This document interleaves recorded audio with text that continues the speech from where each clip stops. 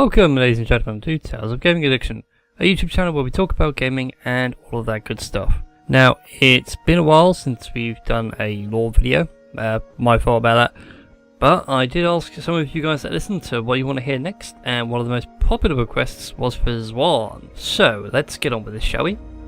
Now, Zaun is located in the northwest of Valorant, and to be brutally honest, not my kind of place. I only say that as Zaun is a city of privileges and unchecked industry for the most part. The skies had to be more grey as opposed to blue, and it's just that polluted. But like any in the world, it has places for the traveller to go and visit, before you die from smog inhalation. There's a College of Technometallurgy, and I probably just butchered that word, but it's on screen for you, and it's the best place to go and study on how to make your own golem of some sort, or anything technological that will work. So maybe even some sort of basic AI, like a HAL version 9, that runs on gears. That'd be kind of cool.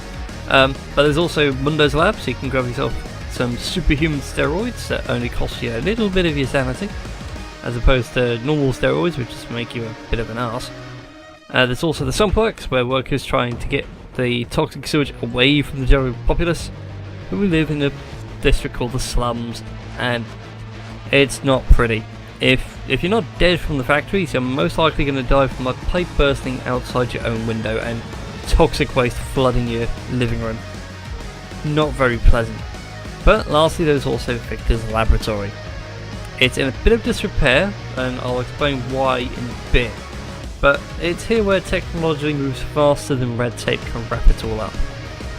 And on that topic, let's talk about how Zaun is run. Now, whilst it has a governing council, they're, let's just say, lenient with restrictions. If you can build it, you can do it. Just make sure it's profitable and you can keep money coming in. It's kind of the spirit of Zaun, that economic superiority, that also defines its place in the League world. Now, of course, with this, you'll find that everything is worth a price, and its history has become its ledger.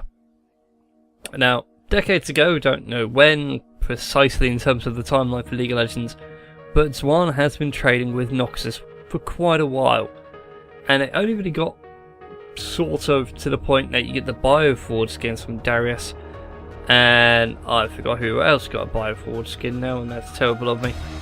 But anyway, that skin style, it only really picked up when two villages between them sort of were playing Noxus and Zaun respectively to try and kill the other when they both saw the differences and sided with Noxus entirely, so that way neither of them could be wiped off the map from the Noxian powerhouse. And it's been since then that Noxus and Zaun have been sworn allies and been trading quite steadily. In more recent years though, we've had the 16th Festival of Flight. Now, the Festival of Flight is a little friendly competition between Zaun and Piltover. Both of them are cities built around technology and progress, so best way to do it is with airships. Now, sadly for Zaun, on the 16th annual festival, they lost, with their Led Zeppelin not being matched with Piltover's Tailwind, which was piloted by Janna. But their argument has been that the drive power for the Tailwind wasn't really legal. It kind of bends the rules a little bit. Might have been because a certain Chrono Keeper's been tinkering with it and it doesn't technically move through space as so much it moves through time. Unfortunately, the judges ruled that the Tailwind was legal and completely outstanding, so therefore the Led Zeppelin lost. Fun fact, you actually see the Tailwind in Jinx's Get Jinxed music video. It's the airship that she shoots down, so not even the Tailwind can stand up to that little misfit. There's also been an explosion down at Briggs Factories. Now, Briggs Factories is a warehouse industrial area owned by a name called Erigor Priggs, and in that explosion they found an underground facility. It should have held 6 prisoners, but one has escaped. Now, it is unsure who the guy is who has escaped. Apparently he had a cigar, but we don't know anybody in the League roster that has a cigar, so might be a new champion, Prospectus, or it might be one already existing and has changed his identity somewhat to blend in with the people. It is an interesting thing. But since then, Priggs industries have really lost a lot of their stock value as their workforce has been constantly questioned and they haven't been able to turn out any product. So they're a little bit behind on their payments, let's say. Now, there's two more things in terms of the Zaun history that we need to talk about, and one of them was Victor's laboratory, as we were talking about earlier. Now, it was attacked by Jace after Victor had his hands on a strange crystal that was powering some of his experiments. Jace stormed the building, ruined everything, took the crystal, and the laboratory exploded, which is why Victor's lab is in a bit of disrepair. Thankfully, Battlecast project is untouched, so all those Battlecast skins can still be churned out so we can have the glorious evolution that Lord Victor has promised, at the very least. And there's also been talk of a lab nearby Victor's, which is where they were developing a bioweapon, a Zaun amorphous combatant. I've got some of the paperwork here, and it seems to point towards somebody that we haven't seen for a while, at least on the Rift. You probably might have seen him. Big green guy, likes to bounce around a lot. He's kind of a cool guy to hang about with. He's really friendly, loves hugs. But that's been the last report of him, was on Summoner's Rift. We haven't really seen much of him since. Now, Zaun has its own champions for its roster on the League of Legends, like anybody else as a registered city state. And these guys also have their own laws, so if you want to hear more about them, let me know and I'll fill you in. So, let's go through all these champions. First of all, we have Dr. Mundo, the madman of Zaun. Now, he was a notorious scientist. He developed a whole load of nasty chemicals, tested some on himself, and now he's just gone completely nuts and goes where he pleases. After that, we've also got Echo, the boy who shattered time. Now, he's a local resident, he lives in the slums, and he's become a bit of a vigilante. He's trying to stop Victor's glorious evolution. Something we need to watch out for, especially considering he has shattered time. It's unclear what effects that's going to have on him.